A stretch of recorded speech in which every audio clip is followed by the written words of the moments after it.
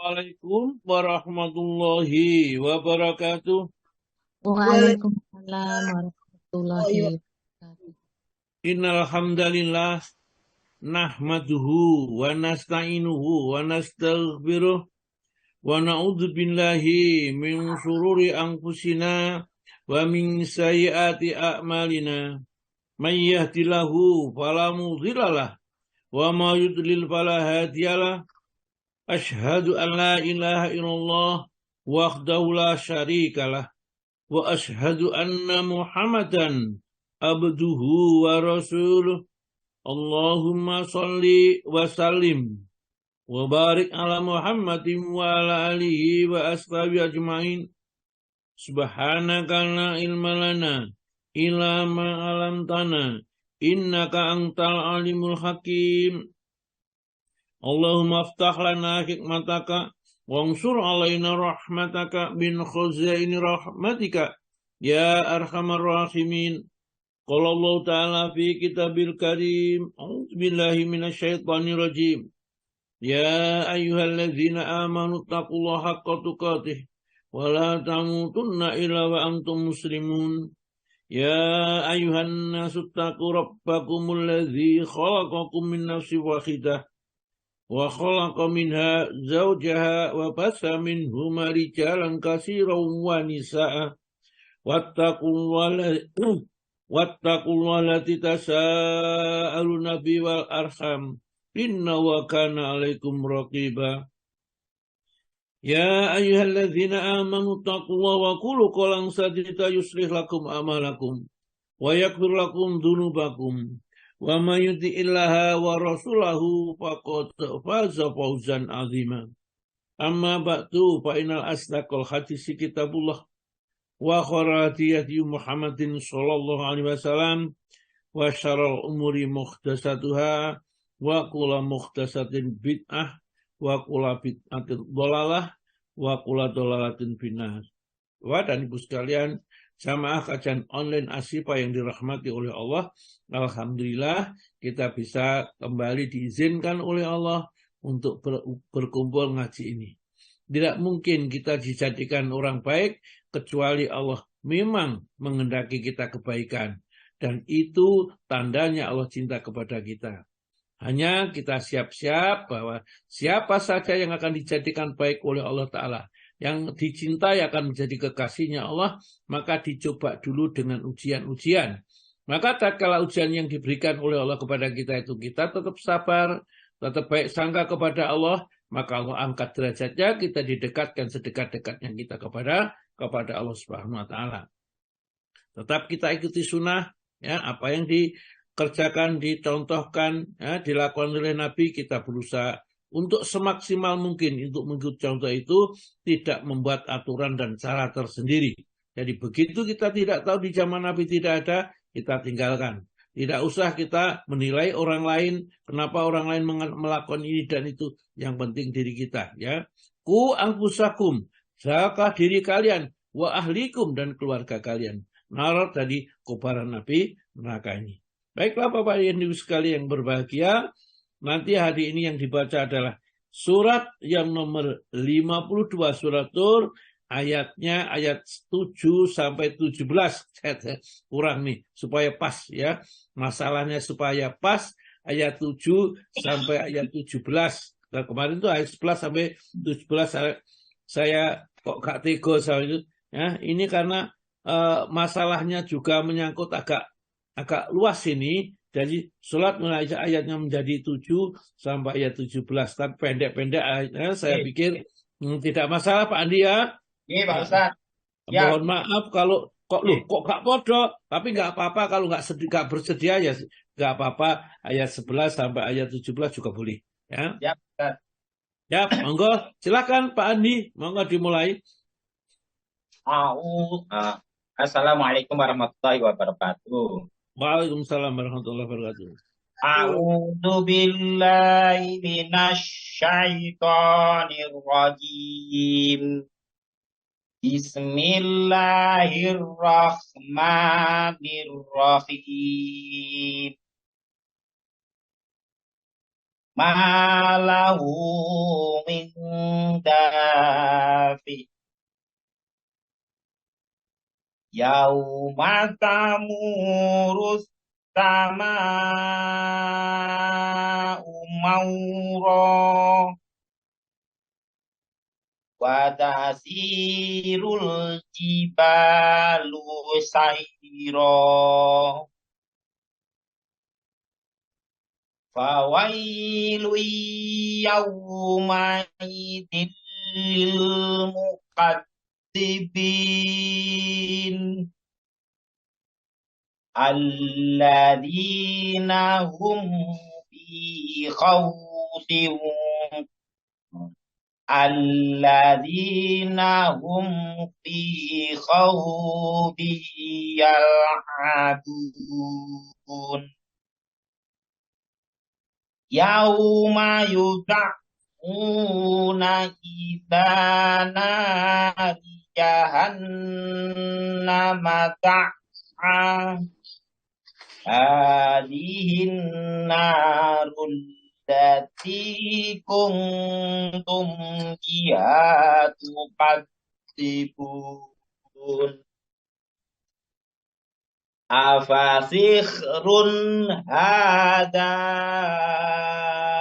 am antum la tubsirun islauha fasbiru aw la tasbiru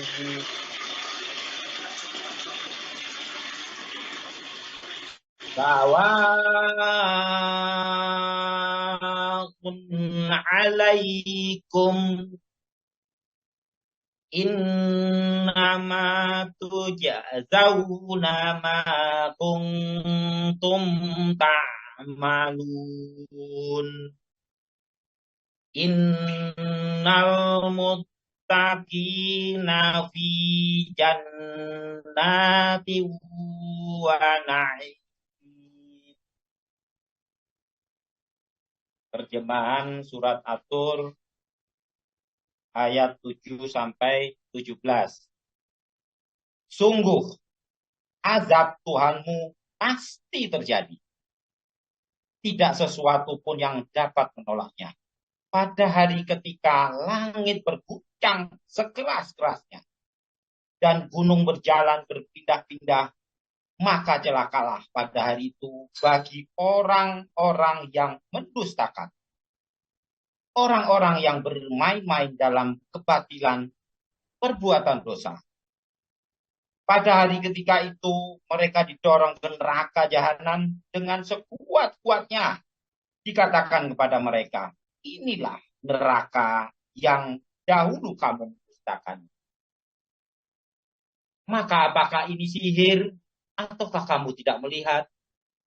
Masuklah ke dalamnya, rasakanlah panas apinya. Baik kamu bersabar atau tidak, sama saja bagimu. Sesungguhnya kamu hanya diberi balasan atas apa yang telah kamu kerjakan.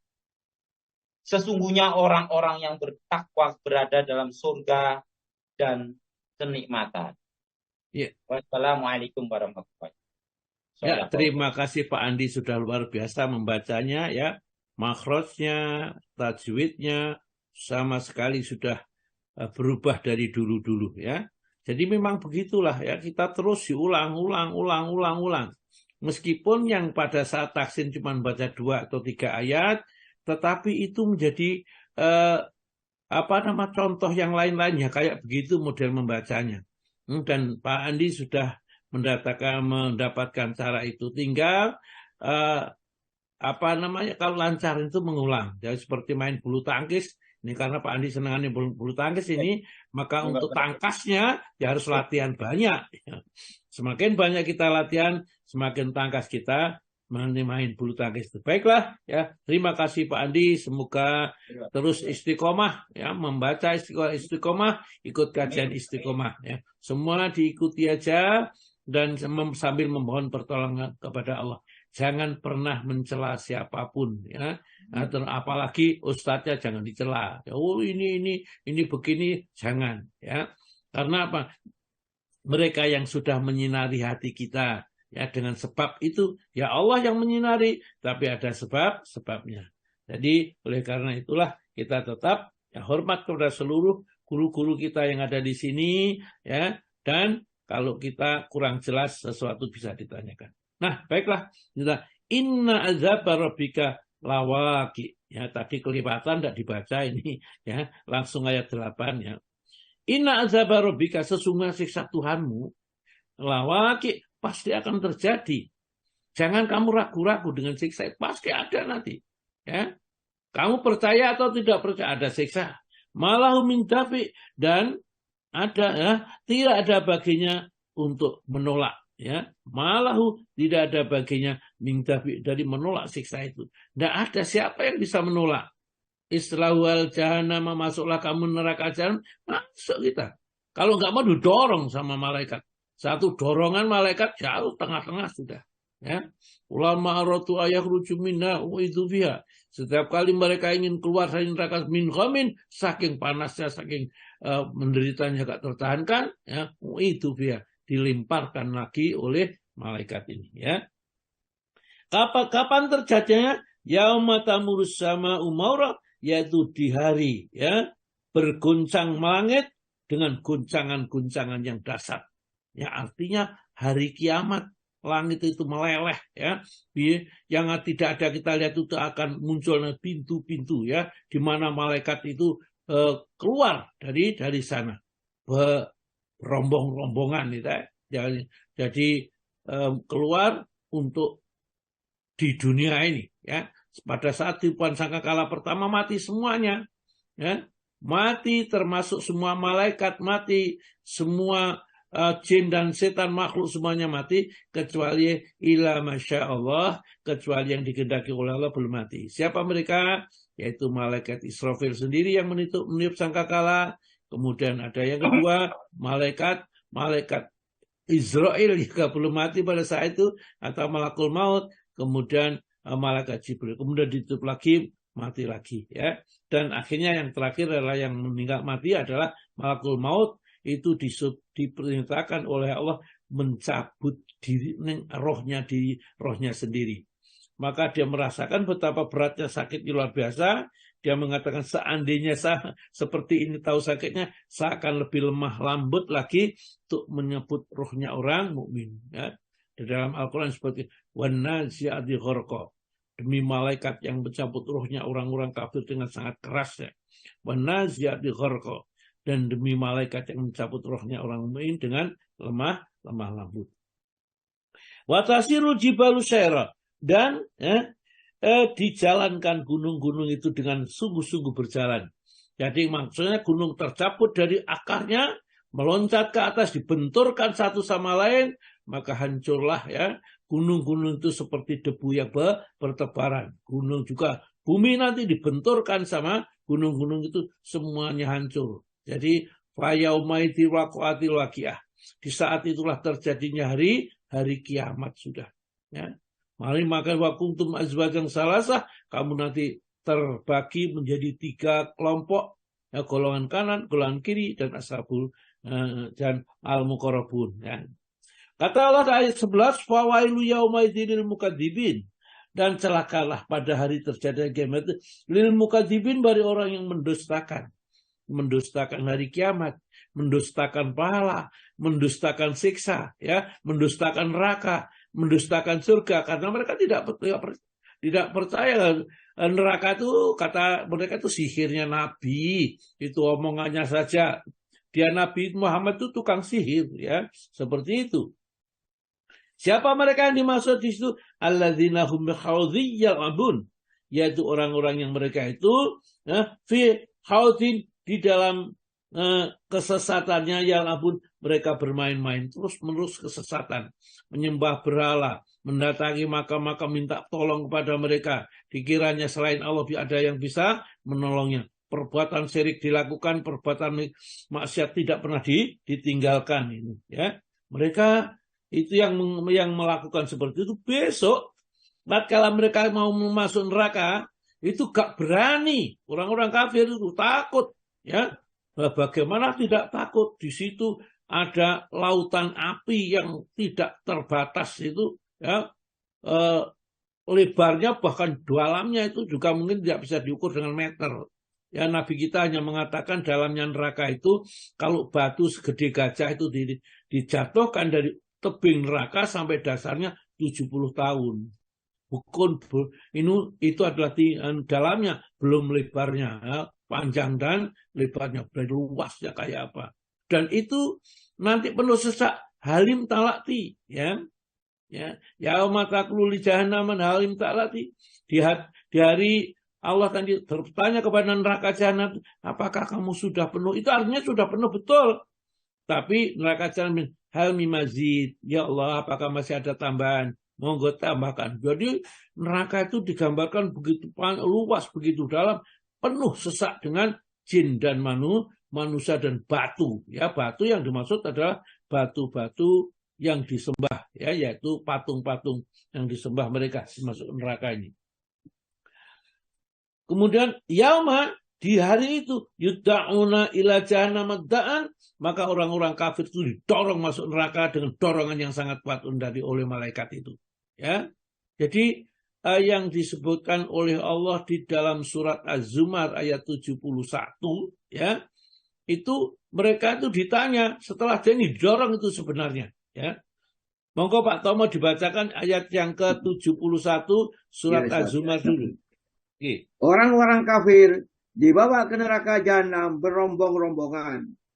Sehingga apabila mereka sampai ke neraka itu, dibukakanlah pintu-pintunya dan berkatalah kepada mereka penjaga-penjaganya, apakah belum pernah datang kepadamu rasul-rasul di antaramu yang membacakan kepadamu ayat-ayat Tuhanmu dan memperingatkan kepadamu akan pertemuan dengan hari ini?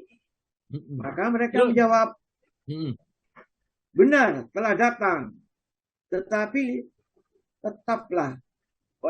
telah pasti berlaku ketetapan azab terhadap orang-orang yang kafir. Iya, ya. Jadi dia mengatakan, ya, kemudian ya memang orang kafir bagaimanapun juga diingatkan.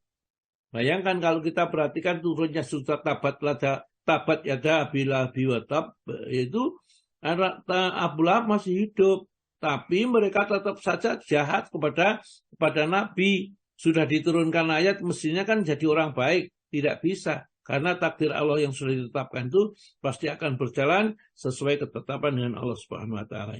Jadi, yaumu yad'una ila jahannam da'an, di hari, ya, mereka itu didorong ke neraka. Jadi seperti setelah dibukakan pintu-pintu neraka, ditanyakan alam ya'tikum rasulun minkum yatluna alaikum ayati rabbikum, maka kemudian mereka didorong masuk ke dalam neraka. Satu dorongan sudah siap melempar, ya. Tergantung kepada mungkin tingkat kekufurannya, tingkat kedurhakaannya. Ada yang sampai di tengah-tengah neraka, ada yang sampai di pinggir saja. Yaitu tentunya semua karena keadilan Allah. Hadhi narallati kuntum biha tukadzibun. Hadhi inilah an-naru, api neraka, allati kuntum biha tukadzibun, yang telah kamu dustakan, kamu nggak percaya kan? Mereka itu tatkala dikasih tahu sama Nabi bahwa ada nanti orang dihidupkan, kemudian ada sebagian yang masuk surga, sebagian masuk neraka, ya. Jadi Allah membuat balasan di akhirat itu, mereka tidak percaya. Bahkan mereka saling bertanya-tanya satu sama lain. Amma yatasaalun, tentang apa mereka saling bertanya-tanya? Anin naba'il azim, tentang berita yang besar bahwa orang mati akan dihidupkan kembali. Ini berita besar, aneh, ya. Bangun aina idoman, kalau kami sudah menjadi tulang yang hancur, ya. Apakah aina lafi khalqin jadid? Apakah kami akan diciptakan menjadi ciptaan yang baru, ya? Ya, dalam ayat yang lain, hayata jauh sekali, ya. Amma yatas anin naba'il aladhum fihi mukhtalifun, yang mereka di dalamnya saling berselisih. Ada yang percaya, ada yang ragu-ragu, ada yang mendustakan. Maka tatkala di sini ayat yang ke-14 ini, hadinar, inilah neraka allati kuntum biha tukadzibun, yang dulu kamu dustakan, kamu tidak percaya. Maka ayat yang ke-15, afasihrun hada. Coba sih orang-orang munafik, perhatikan sekarang. Kamu merasakan sini, apakah ini sihir? Apa Afasikhun hadza, apakah ini adalah suatu bentuk sihir? Am antum la tubsirun, atau matamu tidak melihat itu. Ya, coba masuki aja, rasakan. Dan ayat yang ke-16, islauha, sekarang masuklah kamu ke dalamnya. Fasbiru, apakah kamu sabar? Ya, kamu disiksa, ya, nggak mau mengeluh, sabar, kemudian mengharapkan untuk dikeluarkan dari neraka, tidak bisa. Ya. Fasbiru, aula tasbiru, atau tidak sabar, serit-serit, teriak-teriak di dalam neraka, yastarikhuna fiha, Rabbana akhrijna minha, ya Allah keluarkan kami ya dari neraka. Tetap aja mereka tidak bisa keluar ini. Ya. Sawa'un alaikum, sama saja atas kalian ini. Innama tujzauna ma kuntum ta'malun. Sesungguhnya kami membalas itu hanya sesuai dengan perbuatan. Jadi kita tidak mungkin kalau tidak berbuat dosa mendapat siksa. Dan tidak mungkin orang yang tidak beramal akan mendapat pahala. Maka tentu di dalam Islam pahala itu tidak bisa ditransfer, dikirim-kirimkan. Ya, karena kita memang tidak mempunyai hak untuk itu. Hak untuk memberi pahala ya Allah, hak kemudian menghapus pahala juga Allah Ta'ala. Kalau kita tiba-tiba mengirimkan ya bacaan Al-Fatihah, bacaan Yasin, bacaan Tahlil, bacaan dikirimkan kepada orang yang mati, dari mana dalilnya? Ya, kita itu masalah alam gaib, masalah surga, neraka, pahala bagaimana, itu urusannya adalah urusan Allah. Kita hanya bisa melakukan kalau ada berita dari Rasulullah. Kalau memang ada beritanya bisa, ya kita lakukan. Tapi karena tidak ada beritanya, tidak kita lakukan. Seandainya itu memang ada, para sahabat itu sudah melakukan duluan, ya, bukan kita melakukan. Karena apa? Sahabat itu lebih tahu daripada kita bagaimana cara beragama yang benar, yang dituntunkan oleh Rasulullah Muhammad SAW.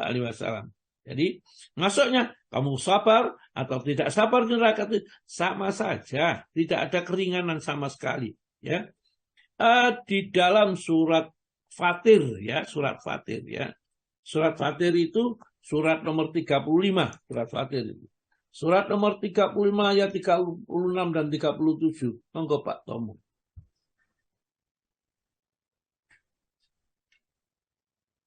36, 37. Yeah. Dan orang-orang kafir, bagi mereka neraka jahanam. Mereka tidak dibinasakan sehingga mereka mati, dan tidak pula diringankan dari mereka azabnya. Demikianlah kami membalas setiap orang yang sangat kafir. Dan mereka berteriak di dalam neraka itu, ya Tuhan kami, keluarkanlah kami, niscaya kami akan mengerjakan amal yang soleh berlainan dengan yang telah kami kerjakan. Dan apakah kami tidak memanjangkan umurmu dalam masa yang cukup untuk berpikir bagi orang-orang yang mau berpikir? Dan apakah tidak datang kepada kamu memberi peringatan? Maka rasakanlah azab kami, dan tidak ada bagi orang-orang yang zalim seorang penolong pun. Masya Allah, ya seperti itu kondisinya. Masa kita itu akan tetap saja tidak berubah mulai sekarang? Takutlah kepada Allah. Rasa takut itu akan menyelamatkan. Kenapa rasa takut akan menyelamatkan? Dengan takut kepada Allah pasti kita akan menjauhi semua yang dilarang. Dan kita berusaha mengerjakan apa yang diperintahkan oleh Allah kepada kita. Perhatikan ayat yang 36 dan 37. Baca berkali-kali sehingga kita rasakan bukan orang lain yang diancam, itu adalah kita sendiri. Ya, saya tidak menjelaskan ini nanti. Kemudian ayat yang ke-17, saya terakhir nih, innal muttaqina, sesungguhnya yang bertakwa. Supaya kita ingin jadi orang bertakwa di balik oleh innal muttaqina, sesungguhnya yang bertakwa, fi jannati wa na'im, mereka di dalam surga yang isinya penuh dengan kenikmatan. Ada nikmat berupa makanan, nikmat berupa minuman, nikmat pakaian, nikmat tempat, ya, tempat tinggal, nikmat ya badaniyah, ya, semua diberikan oleh Allah kepadanya. Dan orang di surga itu tambah lama tambah cantik, tambah lama tambah tampan, tidak seperti kita di dunia, tambah lama kewut, ya. Akhirnya kulitnya melinting-melinting terus, akhirnya sudah tidak ada kebaikan dan tidak ada manfaatnya, dimatikan oleh Allah. Jadi mati itu termasuk rahmat. Apalagi bagi orang yang beriman, dia istirahat dan mengikuti urusan dunia. Baiklah, sekarang kita lanjut aja ya di kitab fikih Nasihat Sabik. Namun saya akan lihat dulu ya, karena di sini ada sholat gaib ya, sholat gaib. Jadi sebenarnya babnya adalah sholat terhadap orang kafir itu tidak boleh ya. Sholat dia di makam itu bagaimana? Namun waktunya karena Pak Tomo itu sebentar lagi itu akan meninggalkan kita, ya. Akan maksudnya pergi ke rumah sakit barangkali ini. Pak Tomo tolong dibukakan buku fikih sunnah Sayyid Sabik, fikih Sahih fikih sunnah jilid 2 ya. Sahih fikih sunnah jilid 2 halaman 410.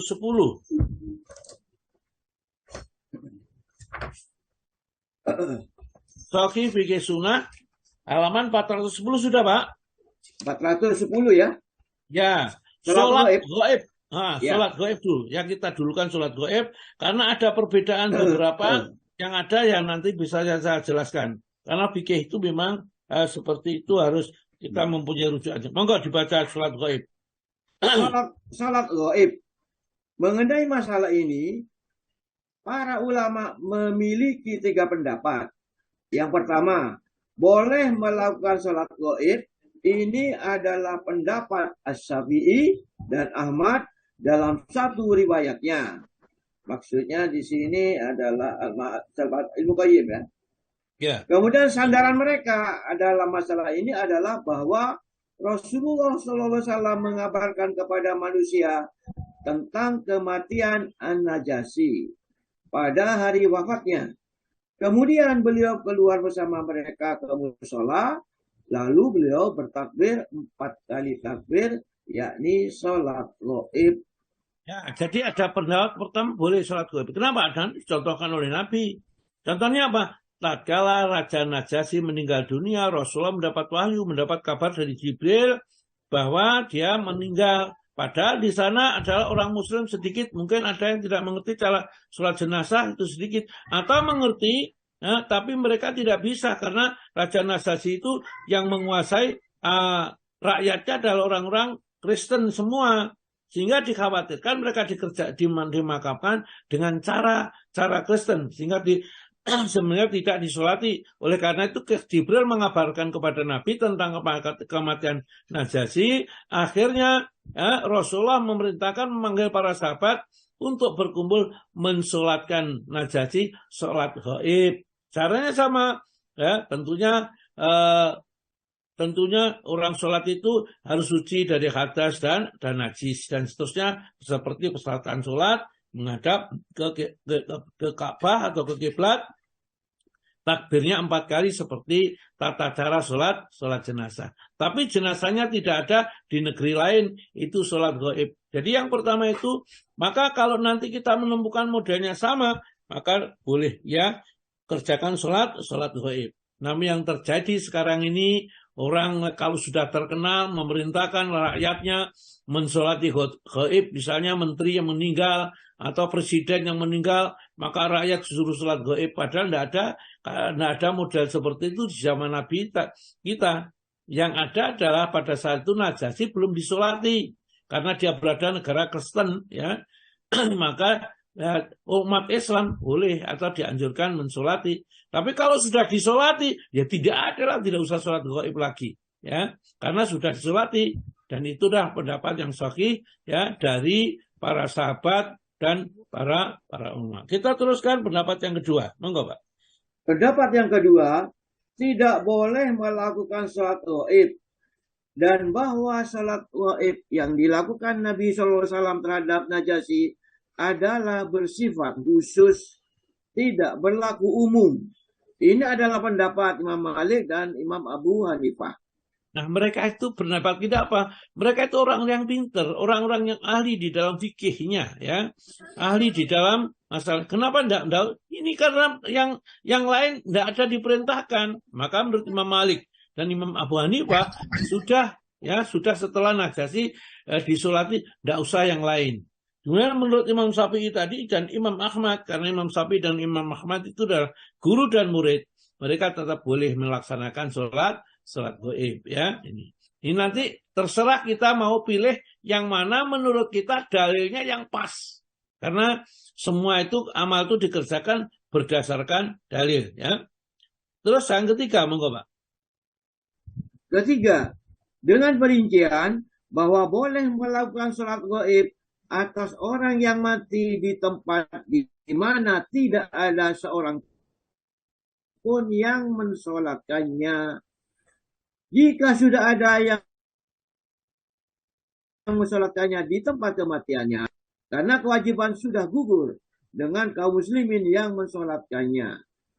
Ini adalah pendapat Syekhul Islam Ibnu Taimiyah rahimahullah dan pendapat yang dipilih oleh Ibnu Al-Utsaimin rahimahullah.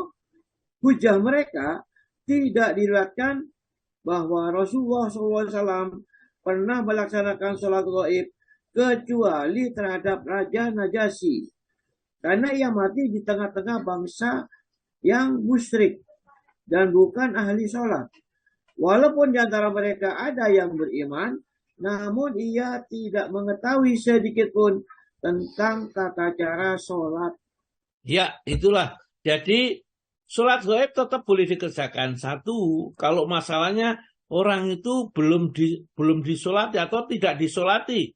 Karena mati seperti Raja Najasyi di tempatnya orang-orang musyrik. Dan di sana tidak ada yang ngerti sholat. Maka tetap diadakan sholat gaib. Ya.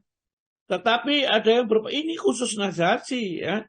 Selain Najasyi, Rasulullah ternyata tidak juga pernah mensolati gaib sahabat yang sudah meninggal di tempat lain. Atau mungkin sahabat-sahabat juga tidak pernah mensolati Nabi yang meninggal di Madinah. Tatkala mereka di Mekah kan juga ada umat Islam di sana. Tidak ditemukan riwayat mereka sholat gaib untuk Nabi. Jadi yang sholat dan sholat gaib itu kan tadi sudah fardu kifayah. Kalau sudah dilaksanakan salah satu orang, maka yang lain tidak menyolati. Jadi kesimpulannya, kalau mayat itu sudah disolati, tidak usah dan tidak perlu disolati gaib. Karena apa? Itu sudah selesai.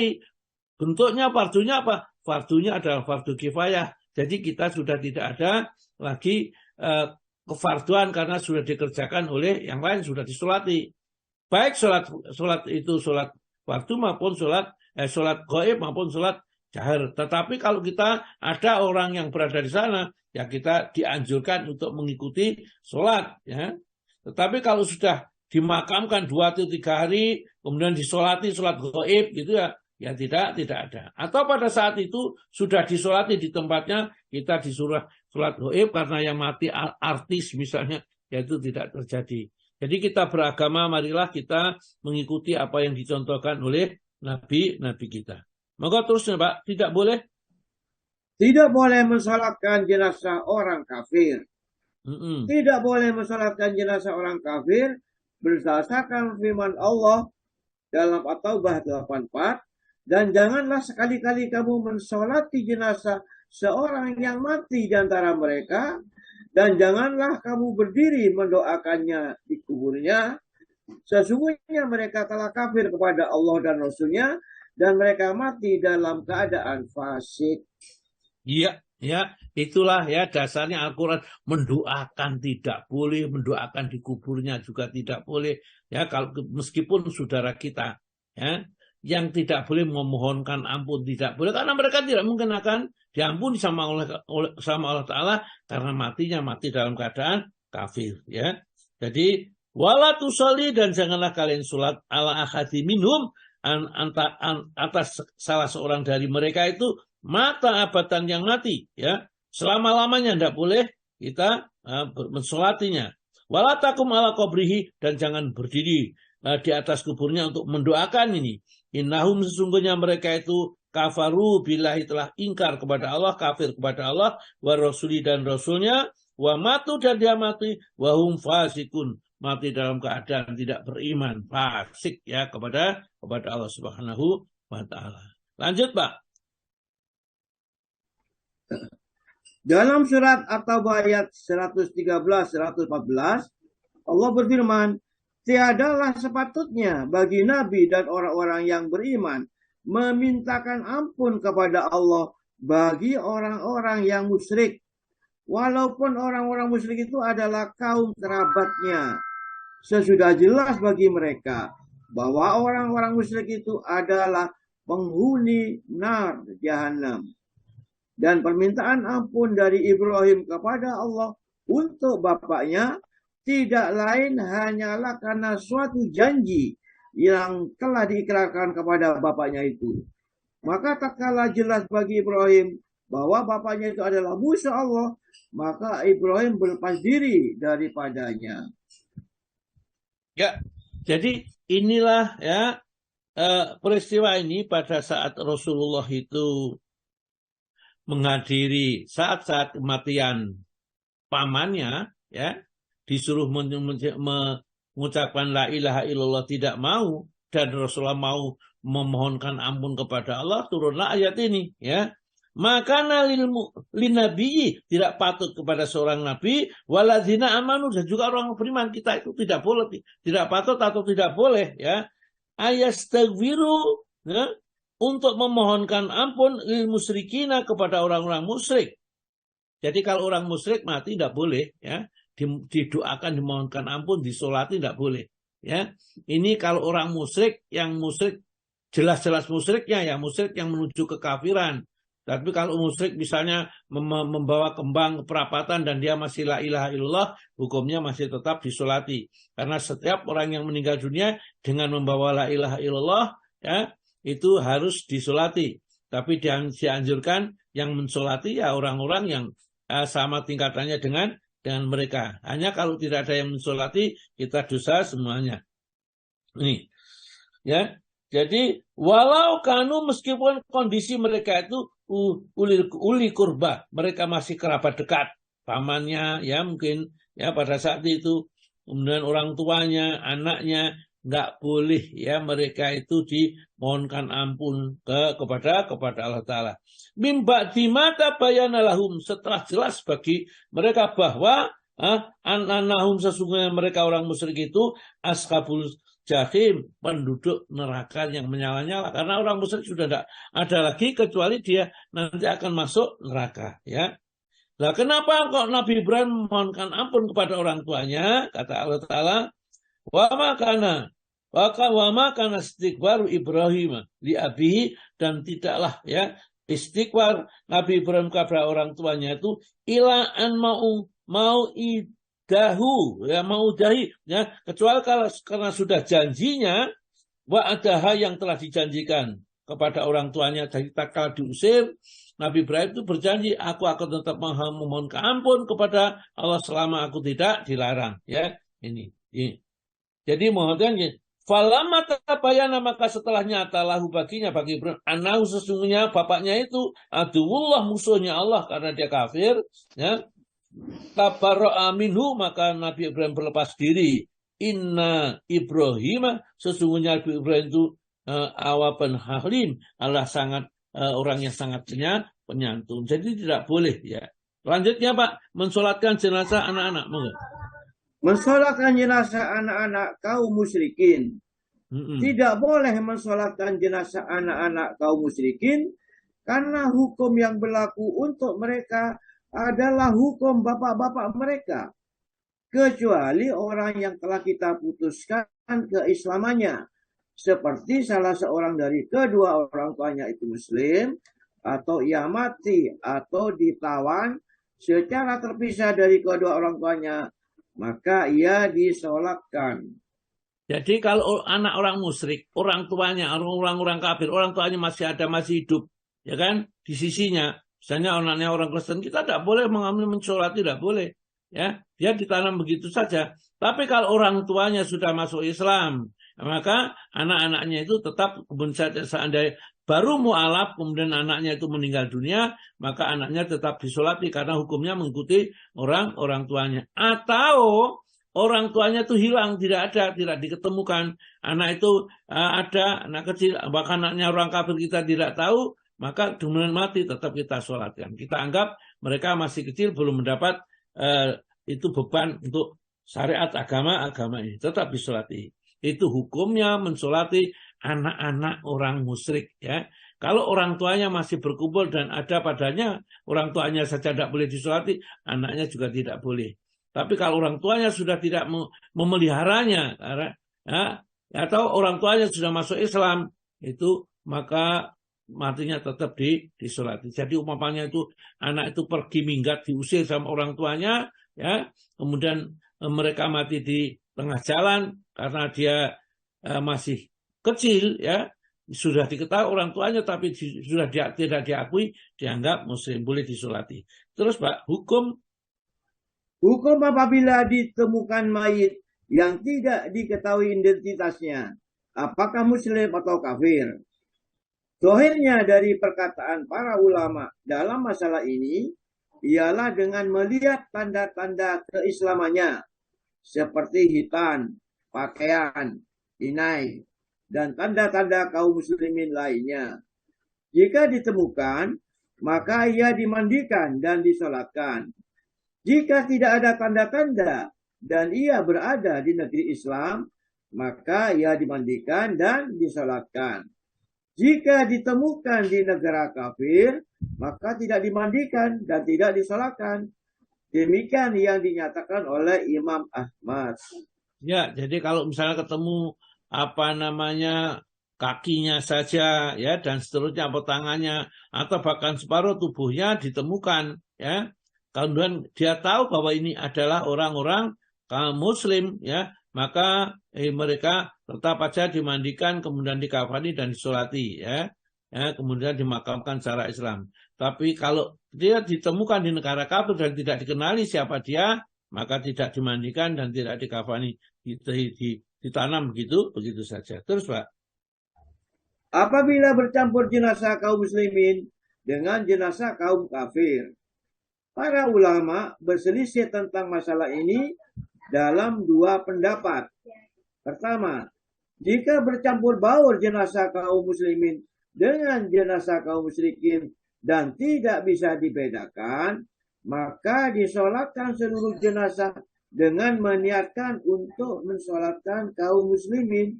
Ini adalah pendapat Imam Malik, Asy-Syafi'i, dan Imam Ahmad. Jadi kalau terjadi peperangan atau mungkin terjadi tsunami yang seperti kemarin ini, jenazah banyak sekali, kita tidak tahu mana yang muslim, mana yang kafir, ya. Karena yang kafir tidak boleh disolati, yang muslim harus disolati, ya. Kemudian bagaimana caranya? Maka orang tetap disolatkan jenazah, niat kita mensolatkan jenazah orang-orang muslim, ya. Dan mereka dikafani aja. Jadi ada 4-5 orang dijadikan satu kafan, ya, kemudian dimasukkan ke dalam liang lahat. Atau kalau mungkin terlalu banyak begitu karena memang susah atau sulit itu, jadi pakai alat berat itu untuk menggali sekian banyak orang dimasukkan satu lubang. Tapi kalau masih bisa dikafani, tetap diusahakan untuk dikafani, ya. Dan kita tetap sholati dengan niat mensolatkan orang muslim. Karena tidak bisa dibedakan mana jenazah orang kafir, mana jenazah orang mukmin. Apalagi kalau mati meninggal di Indonesia karena penduduknya lebih banyak muslimnya daripada kafirnya. Terus Pak. Kedua, jika bercampur baur antara jenazah kaum muslimin dengan jenazah kaum kafir, dan yang paling banyak adalah jenazah kaum muslimin, maka mereka dimandikan dan disolatkan, kecuali jika diketahui bahwa ia kafir.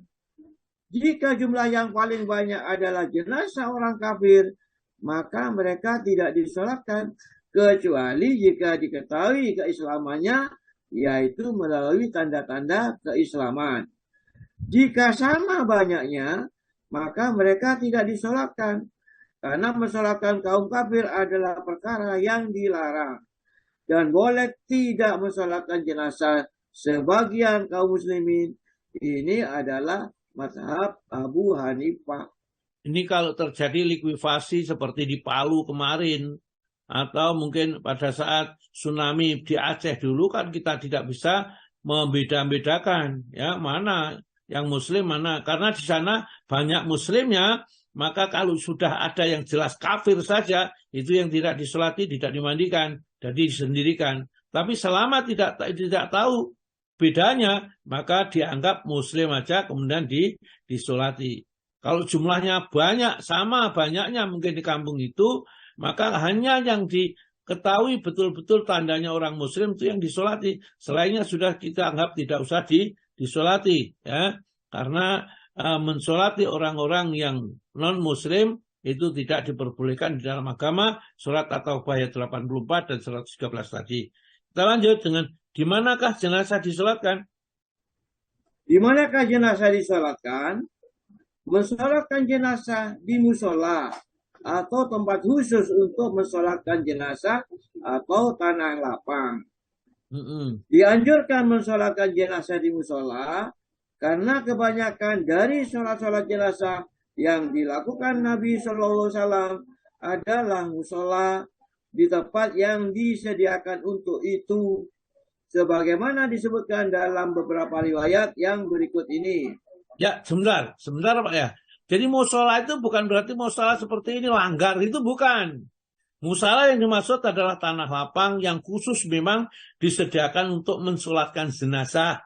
Jadi upama di masjid ya, di masjid itu ada, bukan di dalam masjid, di bagian masjid, samping kiri atau samping kanan mungkin, yang khusus nanti kalau ada orang meninggal, di situ mensolatkannya, bukan di dalam masjid, seperti perkiraan orang-orang yang sekarang, dan dianggap sholat di masjid itu lebih baik, padahal tidak. Terus Pak. Diriwayatkan dari Ibnu Habib bahwa musola jenazah di Madinah berdekatan dengan Masjid Nabawi. Itu Masjid Nabi SAW di arah timur. Dalam hadis Abu Hurairah tentang sholat Nabi SAW terhadap Raja Najasyi, Abu Hurairah mengatakan Rasulullah SAW mengatur shaf mereka di musola, kemudian bertakbir 4 kali takbir. Ya di musola, jadi tidak berada di dalam masjid, di musola, artinya di tempat yang memang khusus untuk mensolatkan jenazah. Ya, terus Pak. Diriwayatkan dari Abdullah bin Umar bahwa orang Yahudi datang kepada Nabi Shallallahu Alaihi Wasallam dengan membawa seorang laki-laki dan seorang perempuan dari kalangan mereka yang telah berzina.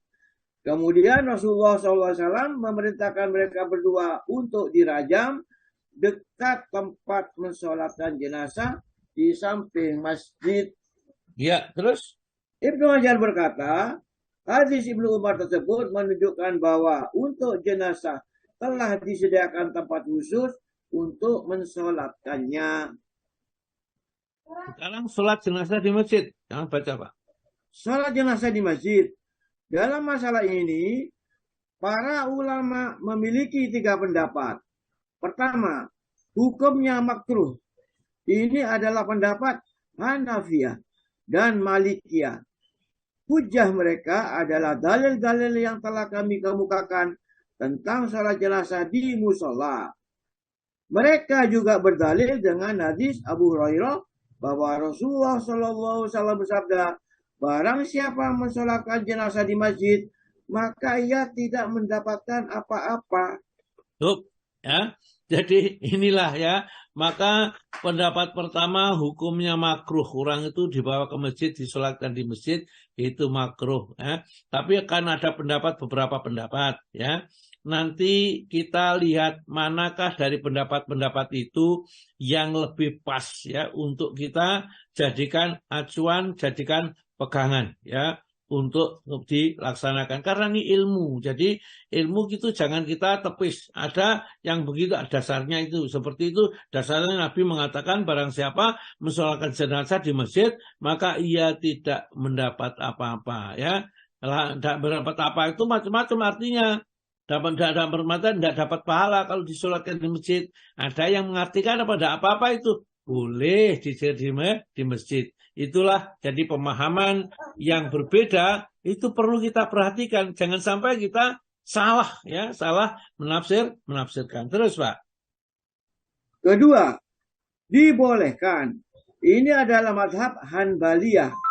Mereka berdalil dengan hadis Aisyah. Ia berkata, tidaklah Rasulullah SAW mensolatkan jenazah Suhail bin Baidah melainkan dalam masjid. Jadi Rasulullah menyolatkan di masjid karena Rasulullah melakukan, ya berarti ya boleh ya, tidak ada makruh. Kalau itu tentangnya makruh ya Nabi tidak melakukan. Loh kok bertentangan antara hadis itu dengan riwayat dari Siti Aisyah? Ini yang disebabkan karena pemahaman saja. Karena disati maka dia tidak mendapat pahala apa-apa, kan ini adalah maksudnya tidak mendapat pahala, itu berarti sholatnya tidak akan diberikan nilai oleh Allah. Tetapi sebenarnya tidak apa-apa, itu boleh saja dikerjakan di masjid karena ternyata Nabi juga mensolatkan itu Suhail bin Baitah itu di dalam masjid. Maka dibolehkan, itu pendapat ulama yang diantara Hambaliyah itu Imam Ahmad bin Hambal, mazhab Hambali. Ketiga, dianjurkan jika bisa menjaga kebersihan masjid. Ini adalah mazhab As-Syafi'i. Mereka berdalil dengan hadis Aisyah yang baru lalu. Dan mensolatkannya dalam masjid itu lebih utama. Nah, ini kan pendapat, ada 3 pendapat yang Ustaz, izin Ustaz ya. Ya. Izin, mohon maaf. Ini sudah monggo matur nuwun Pak. Semua Assalamualaikum. Waalaikumsalam warahmatullahi wabarakatuh, ya. Sekarang mensolatkan jenazah di atas pekuburan, ya. Ini di atas makam. Ini kita pakai bagi fikih sunat Sahih Sabik aja. Ya, siapa yang membantu saya membacakan, ya, halamannya 137 kalau di tempat saya. Bu Wati ada, Bu Wati? Ada, Ustadz. Monggo. Sholat di makam, monggo Bu. Sholat di makam. Dibolehkan menyolatkan mayat yang telah dikubur pada sembarang waktu, walau ia telah disolatkan sebelum dikuburkan. Telah kita sebutkan dulu bahwa Rasulullah Shallallahu Alaihi Wasallam menyolatkan syuhada korban perang Uhud setelah berselang masa 8 tahun. Di Rasulullah itu pernah ya mensolatkan. Jadi beberapa jenazah yang dulu tidak disolatkan tatkala mati di perang Uhud, setelah 8 tahun baru dia pergi ke makam baqi, ya, disolatkan karena sebagian daripada suhada Uhud itu dipindahkan ke makam baqi. Atau ada yang mengatakan di mana para jenazah para sahabat yang terbunuh itu dulu dimakamkan, kemudian Rasulullah datang ke sana untuk mengerjakan sholat, bukan sholat gaib, tapi sholat di makam itu. Maka terus Bu, itu diterima dan diterima dari Zaid bin Sabit, katanya, kami keluar bersama Nabi Shallallahu Alaihi Wasallam. Tatkala sampai di Al-Baqi, kiranya ia melihat kuburan baru. Dan ketika ditanyakan Nabi, kuburan siapa? Dia dijawab, orang kuburan si Anu. Rupanya seorang wanita yang dikenal oleh Nabi Shallallahu Alaihi Wasallam. Maka sabda beliau, kenapa kamu tidak memberitahukan kepadaku? Ujar mereka, ya Rasulullah, waktu itu Anda sedang tidur siang dalam keadaan berpuasa. Maka kami tak hendak mengganggu Anda. Sabda Nabi, jangan kamu berbuat lagi seperti itu. Tidak seorang pun yang meninggal selama saya berada di antaramu, kecuali hendaklah kamu memberitahukan kepadaku. Salatku terhadapnya akan menjadi rahmat. Kemudian sebentar Bu ya. Jadi ini terjadi tatkala yang tukang membersihkan masjid, seorang wanita itu meninggal. Jadi meninggal itu sudah 1 hari yang lalu meninggal. Nah Rasulullah itu jalan-jalan di makam. Loh, ini kok ada makam baru, makam siapa ini? Kok Rasulullah tidak tahu ini makamnya si Fulanah, ya, seorang wanita yang menjaga masjid, membersihkan masjid, meninggal dunia. Loh, kenapa saya kok gak dikasih tahu meninggalnya? Kemarin itu ya Rasulullah, itu waktunya siang hari, engkau sedang istirahat, puasa lagi.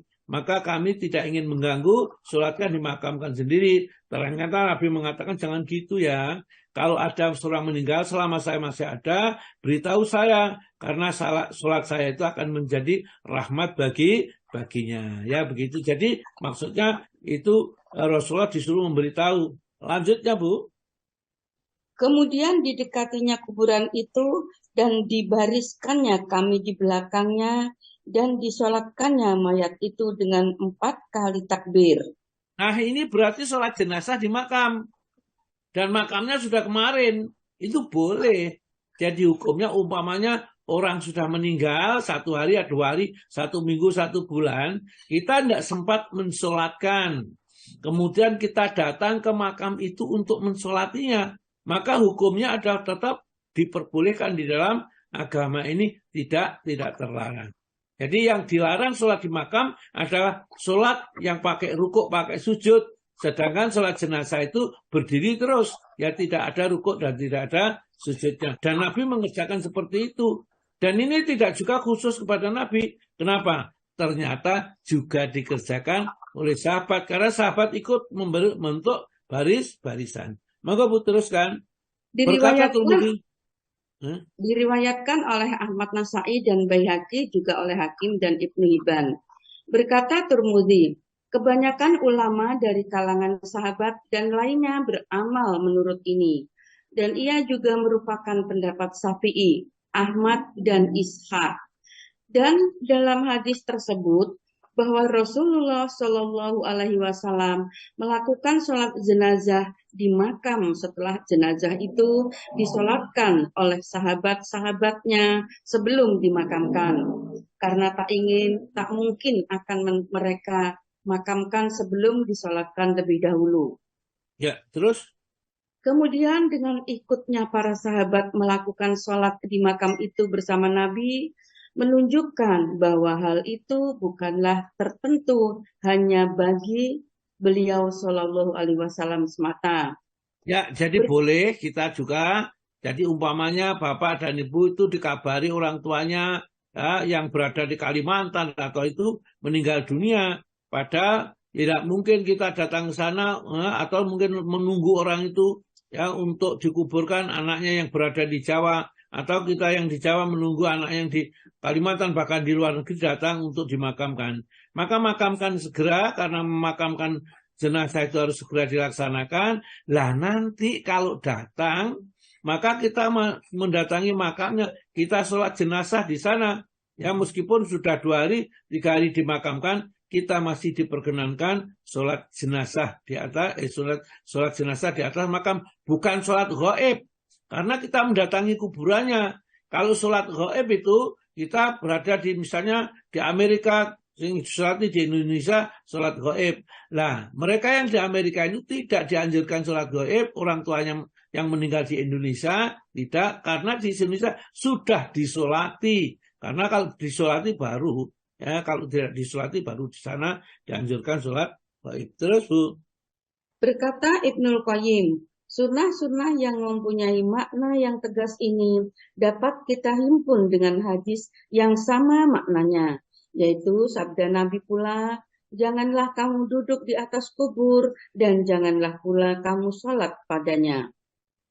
Dari sholat padanya, sholat kepada orang-orang yang kafir, ya. Nah, untuk orang-orang kafir tidak boleh kita sholat kepada orang kafir. Kita kalau masuk kuburan tidak boleh duduk-duduk di kijingan itu biasanya ya. Itu dilarang. Kata Nabi kita, kalau seandainya kamu terbakar, ya pakaian dan seluruhnya itu lebih baik daripada kamu duduk-duduk di sana. Ya hati-hati, kita itu sudah biasanya itu ke makam itu nggak ngerti aturannya, pokok di sana duduk-duduk ngobrol ngomong guyon. Nggak boleh kita masuk kepada kuburan guyonan, itu tidak diperbolehkan. Terus Bu. Ini adalah hadis yang sah dan yang disabdakan ialah mengenai sholat di makam. Jadi ini merupakan ucapannya dan telah kita ketahui pula perbuatannya.